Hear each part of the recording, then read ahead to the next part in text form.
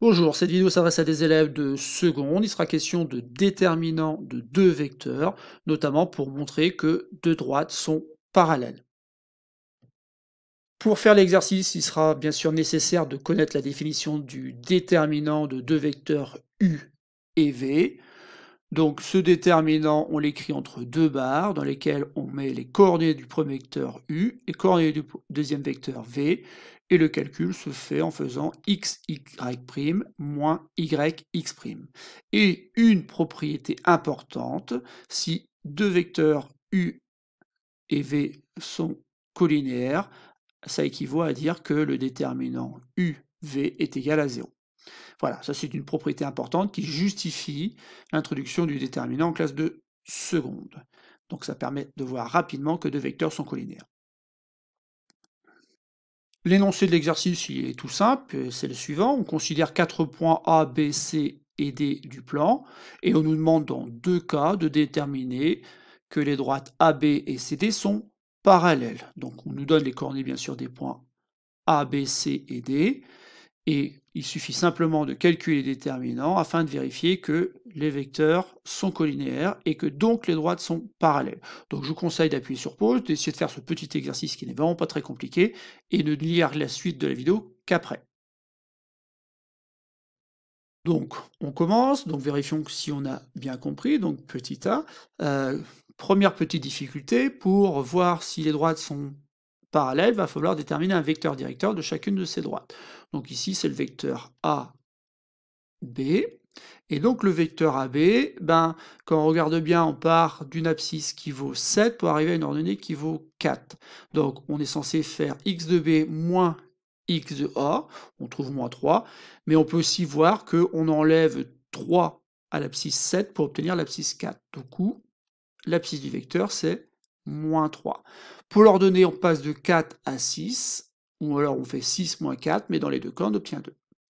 Et pour le vecteur CD, bon, moi je passe de 2 pour aller à 8, ben c'est bien en gagnant 6. Par contre, on passe de 1 pour arriver à moins 3 sur l'axe des ordonnées, et là du coup on fait moins 4. Ensuite, donc le déterminant des vecteurs AB et CD, donc on va l'écrire à l'aide de deux barres, ici coordonnées du vecteur AB, ici coordonnées du vecteur CD, et tout ça, bien sûr, maintenant on va l'obtenir en faisant moins 3 multiplié par moins 4, d'ailleurs assez rapidement on le fera de tête, moins 2 fois 6.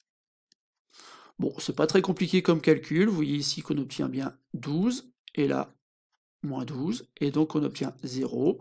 On en conclut que les vecteurs AB et CD sont collinéaires, et comme les vecteurs directeurs sont collinéaires, on en déduit que la droite AB est bien parallèle à la droite CD.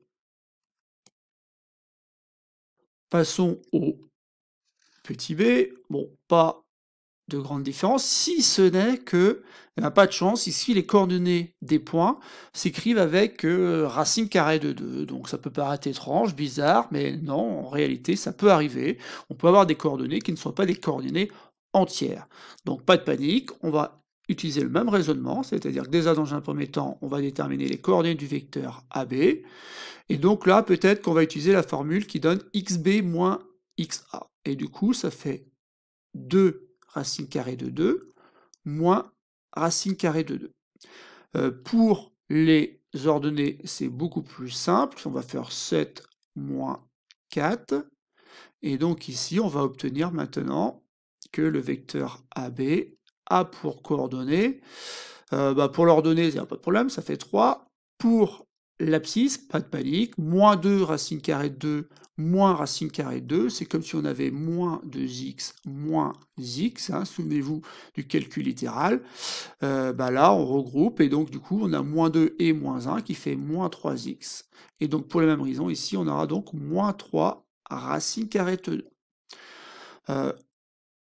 On va déterminer maintenant les coordonnées du vecteur CD. Là, c'est pas très compliqué.